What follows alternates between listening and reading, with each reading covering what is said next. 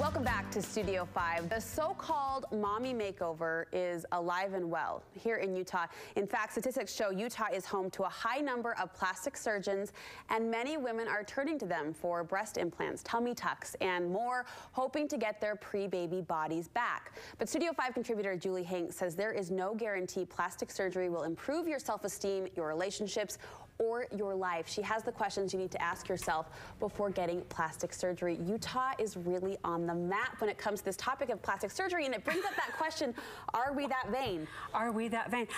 I think it's more complex than that. But the stats show, yeah, like, wow, we rank really high in number of cosmetic, like you said, surgeons per 1,000. We have 6 surgeons per 1,000 people. That's a lot. In LA, they have 4.1. So we even surpass LA. Utah, though, is such a conservative state. We know that. So where does this add up? So I think there are a lot of factors, and I don't have the answer, but some of the things I've wondered about is, one of the things, we have a medical school really close by, and with a plastic surgery residency. And so we have a small population for a state and a big school. Okay. Does that make sense? Yeah. So there's some impact there. Sure. Utah, you can also, because there's competition, the price is less. So I have some friends, I grew up in LA, who come to Utah for surgery because it's cheaper. So some of the stats are I think, skewed because of that. Right. But I think there are some other really interesting factors. Utah has the lowest average age of marriage, the highest birth rate, and I believe the lowest average age of parenthood, like, you know, having your first child. So you add those all together. You add those all together, and it makes sense that, you know, say you're 30, in Utah you may have 4 kids, where in another state you may not have any yet. Right, right. So it's like your body looks different than maybe your cohorts of the same age. So those are some factors that play into it. We've talked a lot, though, Julie, about this pursuit of perfectionism, right? Yes. Women who feel like they need to have it all together, including they need to be physically pulled together. Yeah. Do you think that plays a factor as well? I definitely do, and I think that plays a factor in the Western culture in general. We are very externally oriented. We value the external, and I think that impacts us here in Utah, even those of us who say we don't value the external more than anything else. Right. It just is, it's how we're oriented in our society, and I think it's a huge problem. And there's this belief, or like this misinterpretation of, well, if I look perfect and my body looks perfect and my family looks perfect, then maybe I'm better than, or I'm okay, or I'm, you know, righteous or spiritual. We kind of get these weird equations going that aren't necessarily related. Well, and it's not to say there isn't a place for it in some situations. You're just simply talking women through the thought process they maybe need to pursue and walk before they make that decision. Exactly. So this isn't condemning or saying you should or shouldn't in any individual case. It's really an individual decision. But as I dug into the research on this, there are some very scary statistics that we don't talk about.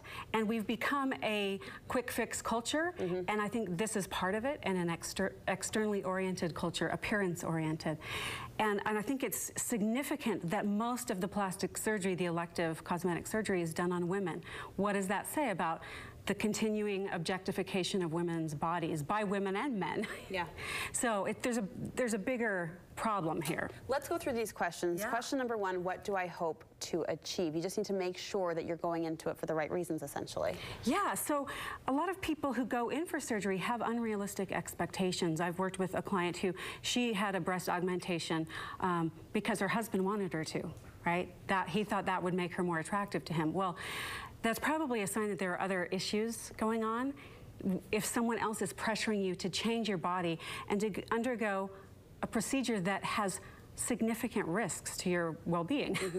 Anytime you go under anesthesia, you have to sign that death is a possibility, right? I mean, it's pretty serious. So considering, is there a root problem that I'm trying to fix with this physical enhancement or this physical change? Right, so people often say, well, I want to improve my self-esteem. It's not necessarily going to improve your self-esteem. What will happen is you'll have bigger breasts, or that flap of skin will be gone. And then we make that mean whatever we make that mean. So interesting, I came across this study and I was floored.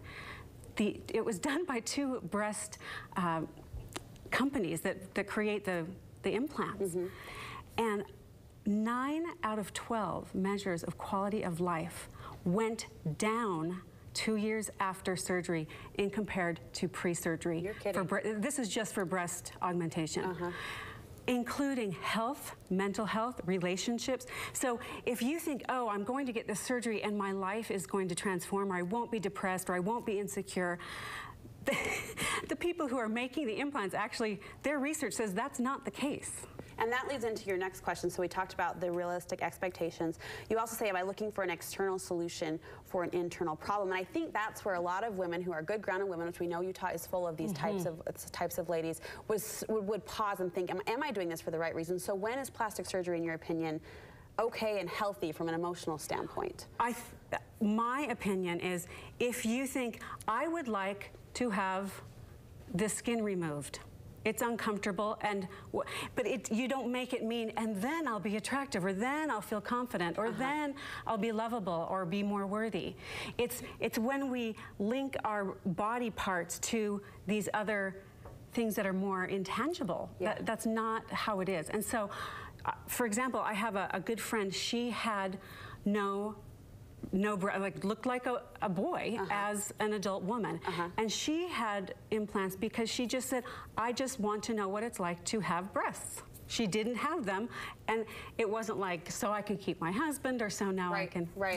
What about the pursuit for the pre-baby body? How do you think that fits in with the whole emotional health of the decision? Okay, so my question about that, or my concern about that is, when do we sacrifice or give something up and think we're going to get it back? Can you think of any, like if I donate to charity, I don't think I'm going to get that money back. I know I've given that up. So and I totally get why we do it, right? But it's like, can you think of any other situation where we give something and we think we're going to get back how things were? Like, no, the that word doesn't. Sacrifice implies a giving up of something. So part of choosing to have children is recognizing it's going to change your body. So let's go through a few more of these questions. This is really good. Have I considered alternative approaches? Are there other things I could do to maybe boost myself from the inside out? So if you're struggling with self-esteem, so therapy might be more effective. I've heard people say, you know, I want to get surgery so I fit better in clothes. Why not get a tailored wardrobe with that 10 grand? Why not get all of your clothes tailored to fit you? Like, why tailor your body to fit clothes? You know, there's something wrong there. Exercise and diet, you know, again, kind of we tend to want a quick fix. And sometimes this can do it, but it doesn't always get to the bottom. Question number 5, do I understand and accept the risks? And a lot of times that's the conversation we don't have, are the risks involved. And when you get your information from your plastic surgeon, they have something invested in you getting surgery. And so you have to look elsewhere too to make sure you are aware of the risks, and they're serious risks. One of them, women with breast augmentation are 3 times more likely to commit suicide. I just read this last week. I was floored.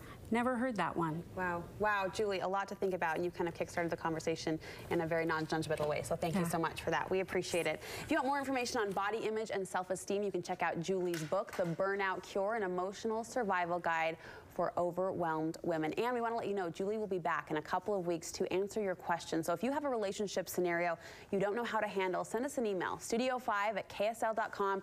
Julie will be here on Thursday, June 25th, to help you find the words for those awkward moments. Of course, all submissions are anonymous. Well,